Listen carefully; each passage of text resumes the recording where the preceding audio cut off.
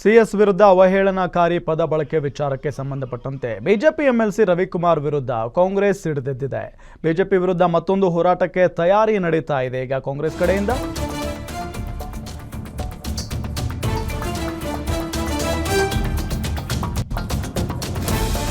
BJP MLC Ravikumar ವಿರುದ್ಧ ಕಾಂಗ್ರೆಸ್ ನಾಯಕರು ಸಿಡಿದೆದ್ದಿದ್ದಾರೆ.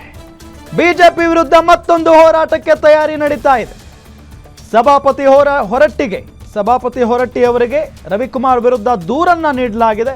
ಇತ್ತ ಮಹಿಳಾ ಆಯೋಗಕ್ಕೆ ದೂರು ನೀಡಿರೋ ಕಾಂಗ್ರೆಸ್ ಎನ್ ರವಿಕುಮಾರ್ ವಿರುದ್ಧ ಲಕ್ಷ್ಮೀ ಹೆಬ್ಬಾಳ್ಕರ್ ಆಕ್ರೋಶವನ್ನು ವ್ಯಕ್ತಪಡಿಸಿದ್ದಾರೆ. ಬಿಜೆಪಿಯವರು ಪದೇ ಪದೇ ಮಹಿಳೆಯರ ಬಗ್ಗೆ ಹೇಳಿಕೆ ನೀಡ್ತಾರೆ. ಹೆಣ್ಮಕ್ಕಳ ಬಗ್ಗೆ ಮಾತಾಡೋಕೆ 1000 ಸಲ ಯೋಚನೆ ಮಾಡಬೇಕು. ಎನ್ ರವಿಕುಮಾರ್ಗೆ ಲಕ್ಷ್ಮೀ ಹೆಬ್ಬಾಳ್ಕರ್ ಖಡಕ್ ವಾರ್ನಿಂಗ್ ಕೊಟ್ಟಿದ್ದಾರೆ ನೋಡಿ.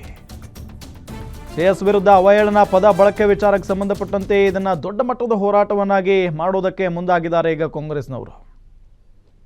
ಅವ್ರು ಮಾತಾಡಿದ್ರೆ ಇಡೀ ಪಕ್ಷವನ್ನ ವೈಬಾರ್ದು ಅಂತ ಅನ್ಸುತ್ತೆ. ಯಾಕಂದ್ರೆ ಅವರು ಹೀಗೆ ಮಾತಾಡಿರೋದ್ರಿಂದ ಇಡೀ ಬಿಜೆಪಿಗೆನೆ ಒಂದು ಕಳಂಕ ಅಂತ ಹೇಳಲಿಕ್ಕೆ ಬಯಸ್ತೇನೆ. ಅಥವಾ ಬಿಜೆಪಿಗರ ಒಂದು ಮನಸ್ಥಿತಿ ಅಥವಾ ಮಹಿಳೆಯರ ಬಗ್ಗೆ ವಿಚಾರ ಮಾಡೋದು ಇದೇ ರೀತಿ ಏನೋ ಅಂತ ಅನ್ಸುತ್ತೆ. ಯಾಕಂದ್ರೆ ಪದೇ ಪದೇ ಇದೇನು ಮೊದಲನೇದಲ್ಲ.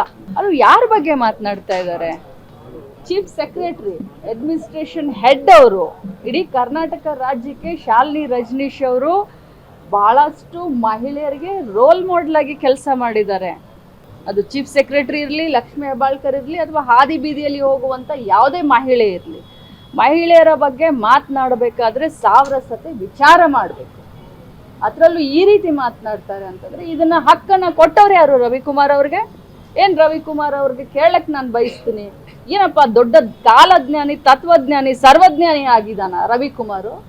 ಆಗಿದಾನ ಅಂತ ವರ್ಡ್ ಯೂಸ್ ಮಾಡಿದ್ದಕ್ಕೂ ಕೂಡ ನನಗೆ ಮರ್ಯಾದೆ ಹದ್ದಲ್ಲಿ ನಾವು ಮಾತಾಡಬೇಕು ಅಂತ ಇಮಿಡಿಯೇಟ್ ಆಗಿ ನನ್ನ ಇಂಟೆನ್ಷನ್ ನನಗೆ ಹೇಳುತ್ತೆ.